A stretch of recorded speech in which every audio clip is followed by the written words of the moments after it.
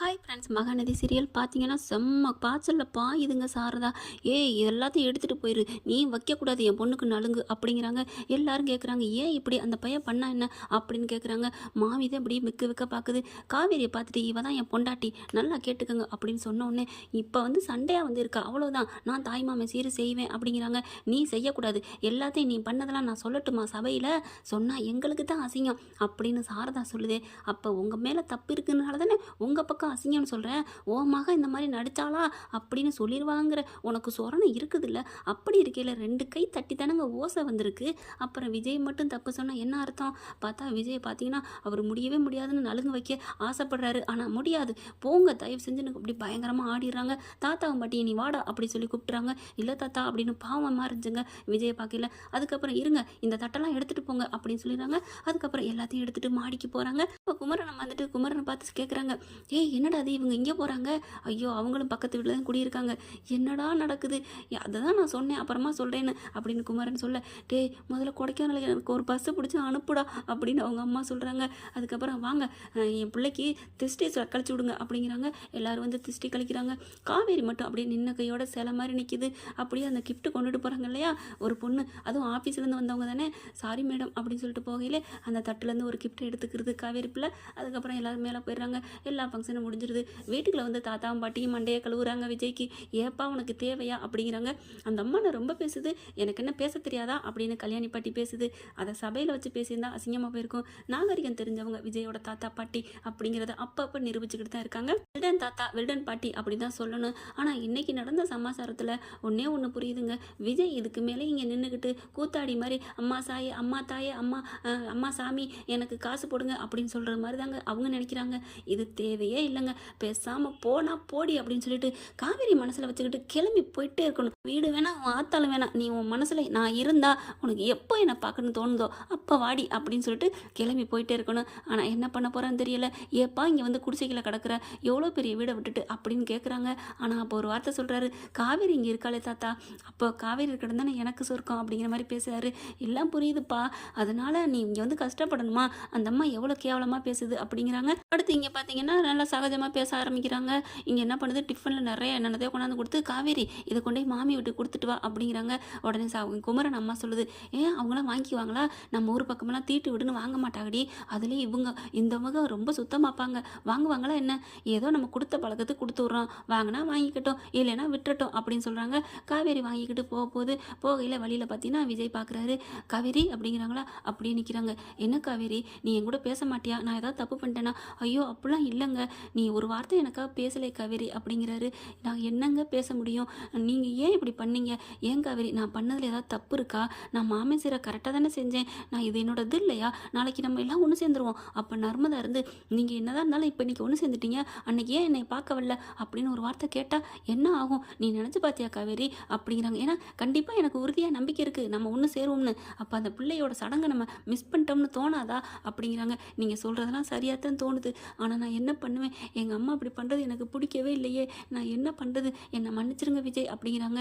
பரவாயில்ல விடு காவேரி, எனக்கு மனசே விட்டு போச்சு, நான் தாத்தா பாட்டியோட கிளம்பலான் இருக்கேன் அப்படின்னு சொன்னோன்னே, ஏங்க அதெல்லாம் வேணாம் அப்படிங்கிறாங்களா. என்ன காவேரி நீ தான் போன்னு சொன்னேன், நான் அப்போ சொன்னேன், ஆனால் உங்களை பார்த்துக்கிட்டாவது நான் இருக்கிறேன், நீங்கள் தயவு செஞ்சு இங்கே இருங்க, வீட்டுக்குள்ளே தொந்தரவு பண்ணாமல் இருந்தால் போதும், உங்களை நான் தினைக்கு பார்க்காம இருக்க முடியாது ப்ளீஸ் அப்படின்னு சொல்லலே கையை பிடிக்கிறாரு கேரியரோட. அப்படியே பார்த்தோன்னே சாரதா வெளியில் வர, ஏய் என்னென்ன இங்கே நின்று பேசிக்கிட்டு இருக்க அப்படின்னு சொன்ன கையோட, இல்லைம்மா சும்மா என்னன்னு கேட்டார் அவ்வளோதான், வேற ஒன்றும் இல்லை. என்னப்பா தம்பி எதுவுமே பண்ண மாட்டேன் வைக்க மாட்டேன்னு அவர் நேத்தான் சொன்னா, இப்போ மறுபடியும் கையை பிடிச்சிக்கிட்டு இருக்க? ஐயோ அப்படிலாம் இல்லை அப்படிங்கிறாங்க. எல்லாரும் வந்துடுறாங்க. அவங்க அத்தை வந்துடுது, ஏப்பா நீ ரொம்ப உன் லட்சணமான பையன் நினச்சேன், இப்படி பண்ணியிருக்கியே, கான்ட்ராக்ட் கல்யாணம் தான் பண்ணியிருக்கியாமே அப்படிங்கிறாங்க. ஏன்னா வீட்டில் எல்லாமே சொல்லிடுறாங்க. அங்கே குமரன் அம்மா தான் கேட்குது, என்னடி நடந்துச்சு நானும் கேட்க மறந்துட்டேன் அப்படின்னு சொல்லையில தான் இந்த மாதிரி அந்த மாதிரி அந்த மாதிரி இந்த மாதிரின்னு எல்லாத்தையும் சொல்கிறாங்க. எல்லாத்தையும் சொன்னதுக்கப்புறம் இந்த அம்மா என்ன ரியாக்ஷன் பண்ணியிருக்கணும், குமரா நீ பணத்தை தொலைச்சிட்டியாடா அதனால தான் என் தம்பி பிள்ளைக்கு இந்த நிலைமையா அப்படின்னு கேட்டிருந்தா எல்லாத்தையும் சொல்லிட்டாங்கன்னு அர்த்தம். ஆனால் சொல்லியே இந்த பிள்ளை என்ன பண்ணுது, அவனை நான் சும்மா விட மாட்டேன், என் தம்பி தாலி கட்டி இப்படி இந்த மாதிரி அக்ரிமெண்ட் போடுறதுக்கு தான் என் தம்பி பிள்ளை பற்றி வச்சானா அப்படி இப்படின்னு வேகமாக எந்திரிக்குதே.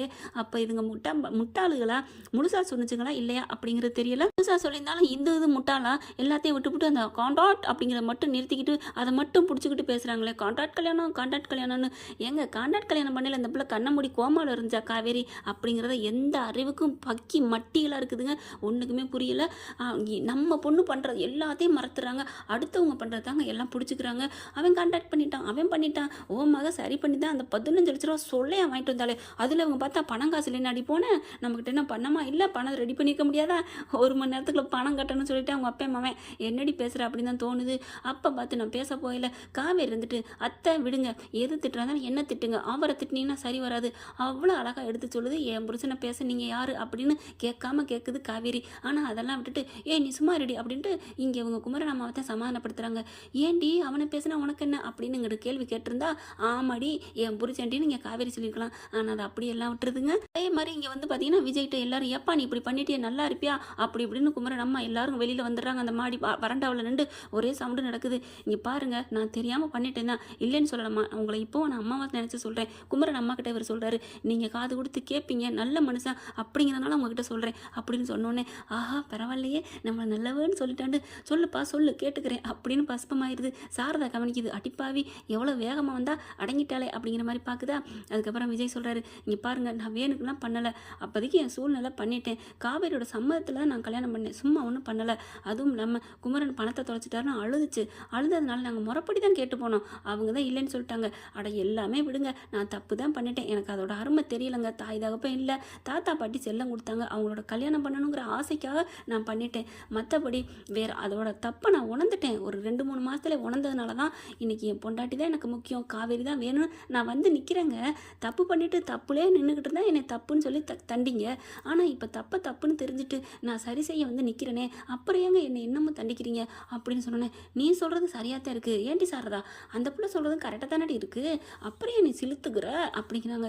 என்ன மதனி நீங்கள் இப்படி பேசுகிறீங்க அப்படின்னு அவங்க கேட்க, எனக்கு என்னமோ தம்பி சொல்கிறது சரியாக தாண்டி இருக்குது, தப்பு பண்ணாத மனுஷன் யார் தாண்டி உலகத்தில் இல்லை, ஏதோ என் புள்ள குமரன் அவனு தானே பணத்தை தொலைச்சேன், அவனையே மன்னிச்சிக்கல என் பேத்தி காவேரி, அதை விட அக்காட்ட சொல்லி அவன் மனசையும் மாற்றி வைக்கலையா, இதை மட்டும் அன்னைக்கே சொல்லியிருந்தா உன் மக என்ன பண்ணியிருப்பா கங்கா, என் புள்ள தலையை விரடியை பிடிச்சி தள்ளி விட்டுருந்துருப்பா, அன்னைக்கே கொடைக்கானல் வந்திருப்பான். அவங்க 2 பேரும் இன்றைக்கி ஒத்துமையாக வாழ்கிறாங்கன்னா இன்னைக்கு காவேரினால தான். அதை விட உன் மக உயிரோடு இருக்கான்னா அதுக்கு இந்த புள்ள விஜய் கொடுத்த பணம் தான். நன்றி கட்டு பேசக்கூடாது சாரதா, நான் கூட பாதியத்தை நான் தெரிஞ்சுக்கிட்டு பேசினேன், இந்த பிள்ளை சொன்னதுக்கப்புறம் தானே முழுசாக தெரியுது, நீ கவலைப்படாதரா, உன் பொண்டாட்டி உன்னை வந்து சேருவா, அதுக்கு நான் உறுதி கொடுக்குறேன். அம்மா ரொம்ப தேங்க்ஸ்மா அப்படிங்கிறாங்க.